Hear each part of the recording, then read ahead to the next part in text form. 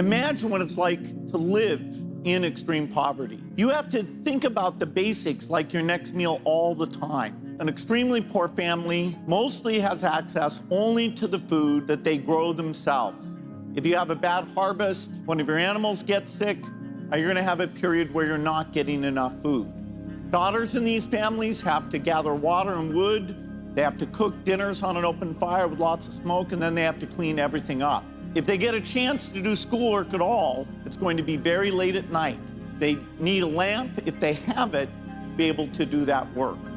So the upshot is, if you're extremely poor, your time and energy really goes to mere survival. We live in an age of unparalleled consumption by the rich. It's destroying the planet for all of us. I'm angry that we can comfortably accept these contradictions. You know, we say to ourselves, it's okay, the world has winners and losers, rich, poor, those who work hard, those who don't. We say to ourselves, this subconscious tolerance of extreme inequality is like a seed planted deep in us. Perhaps we even think deep down, if I'm not one of those losers, then it's okay, isn't it? But friends, here is a simple and ugly truth. These extreme inequalities that divide us are human-made. May I even say man-made. They are the consequence of mistaken beliefs and misguided policies run amok. Maybe you think I'm wrong.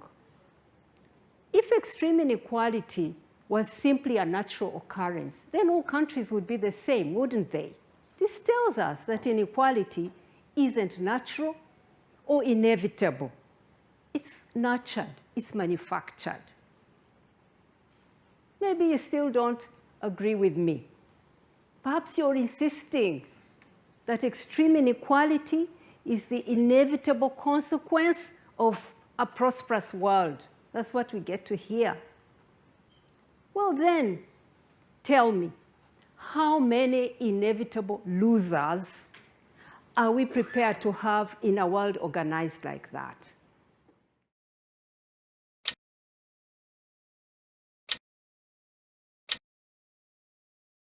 Innovation can appear in many, many different sectors. And so we need some great innovations. Soil maps, how we can pick the right fertilizer, digital technology to help us understand what's going on with malnutrition and help solve that, education and how by getting reading resources out there to kids, their natural curiosity will let them help develop the key skills. And so it's by investing in this innovation and backing young innovators across sub-Saharan Africa, we can get a very positive scenario.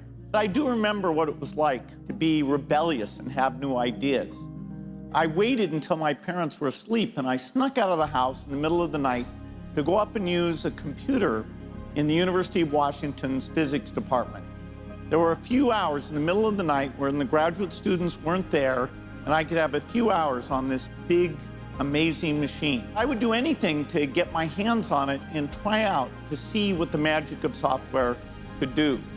And that's the kind of rebelliousness or new thinking that I'm hoping we can tap into today.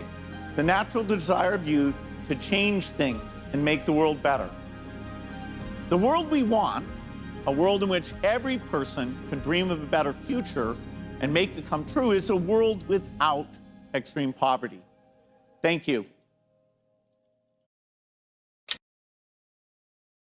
Together with unions, with women's movements, with youth activists, with faith organizations, we are in an alliance which we call the Fight Inequality Alliance. And we are going to be fighting for a long time. Unless we see radical change, we will continue to clash with the IMF, with the World Bank. When you are promoting policies of yesterday, we'll fight you. We will clash with governments. We will clash with businesses as we fight for what is right. This I can assure you. We'll fight on. But, my friends, we could be fighting on the same side. We could, fighting together to end this crisis of extreme inequality. It's not hard to imagine. If we destroy the toxic idea that extreme inequality is inevitable, that extreme wealth is necessary, that for some to win, many others must lose, we'll find that we are fighting on the same side.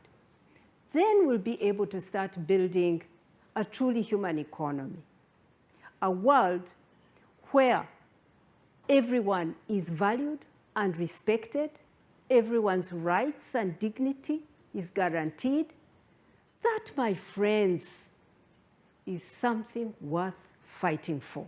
Thank you.